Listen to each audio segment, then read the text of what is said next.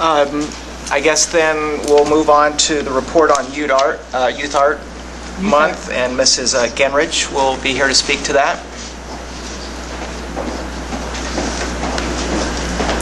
Well, good evening, and thanks for allowing me this time to brag a little bit. I appreciate the opportunity. I have come to the board in the past to talk about things that are happening in the arts, and tonight I'm going to focus on the Art Honors Organization. They've done some amazing things, and I just want you to know some of the things that they're doing. So we started out the year doing a homecoming parade, and if you've ever worked on a homecoming float, it's like one of those game shows, you know, you got 24 hours to create this thing, and so a lot of creative problem solving. It's a really cool activity for them to be a part of, and we really don't spend any money, so it's just whatever the kids can come up with their own ingenuity. Then we were contacted by the VA. They had a couple patients that were interested in learning more about ceramics or working with ceramics, so I had 5 kids go to the VA and go through all the loopholes to get there, and they worked with the veterans for the afternoon, and that was a really sweet opportunity for them. In order to be able to go there, they had to write a paragraph as to why they should be allowed, and they were very thoughtful paragraphs, and they were kids that were interested in going on into the health field. So when I say Art Honors, sometimes people think it's artists that are really talented in the arts, and it is, but it's also they're interested in more of the civic end of Art Honors, which is raising an awareness in our school, in our town, and in our state. So it's really a civic-based organization. November, we raised money for the food pantry. We had potters come in and create bowls on the potter's wheel, and then the Art Honors creates a soup supper, and they auction off the bowls that are made, and all that money is donated to the food pantry. And I think we raised about $1,000 this year, so that was pretty sweet to think that they did that with their own abilities. December, the kids went out to Oakdale School. They designed lessons specifically for kids that age, and then they taught the lessons. So there's nothing greater than seeing high school seniors down on the floor on their hands and knees helping the kids. And one of the lessons they taught, they made footprints. They made wreaths out of their toes, or mistletoes, that's what it was.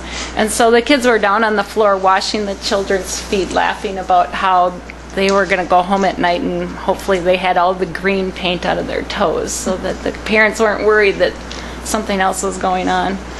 Just really neat to see. February, they do Kids Craft Day. They again design lessons for students, and the kids are invited in and they pay a fee, and then the students raise money for the organization that year to do things like participate in competitions. So we had a big competition this year. We had it postponed 3 times, and we finally made it. We went to Mauston. I had 5 students compete, and of those 5, 4 are going on to the state level of competition, which is in April. So at our Visual Arts Classic, we had 4 people that actually placed at the state level, or are going to be able to have the opportunity to be placed at the state level. Oh my goodness. Oh my goodness. Be careful. There's something dramatic happening here. Oh my goodness. Do we need to call the police, or what's going on here? Dare I say you might have been mugged? That's the way to get mugged, though. That's awesome. You have been mugged. You have been mugged, and if you are feeling at a loss and not sure what to do with this intense feeling you have right now, know that you can receive recovery therapy at any of the art shows that we're sponsoring this spring. So my Art Honors students did not make the mugs. However, they kind of overlap. The kids in Art Honors are also in Ceramics 3.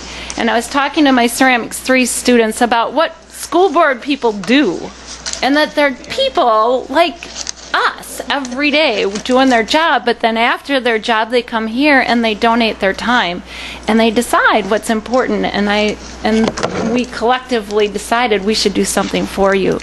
So we're hoping that as you sip your tea or your cappuccino out of your mug, that you remember that we're out there and we're really appreciating all your efforts.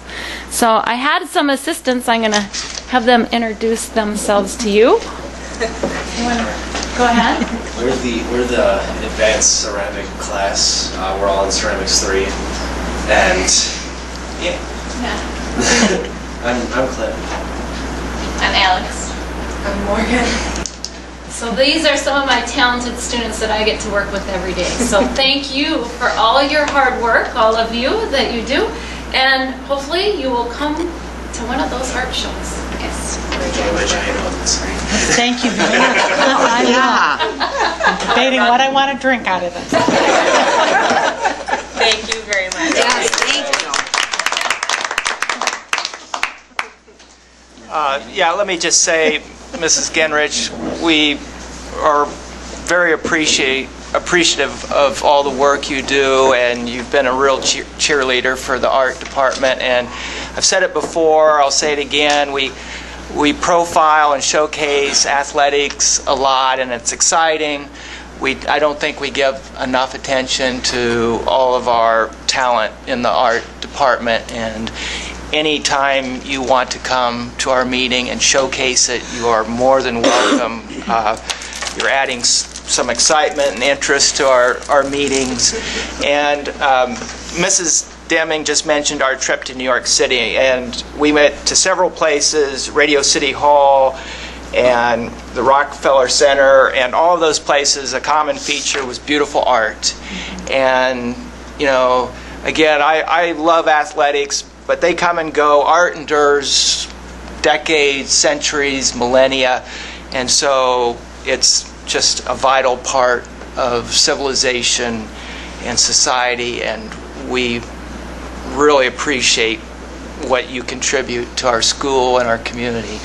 And to come and give us these nice gifts is quite generous. We want to thank you for your work.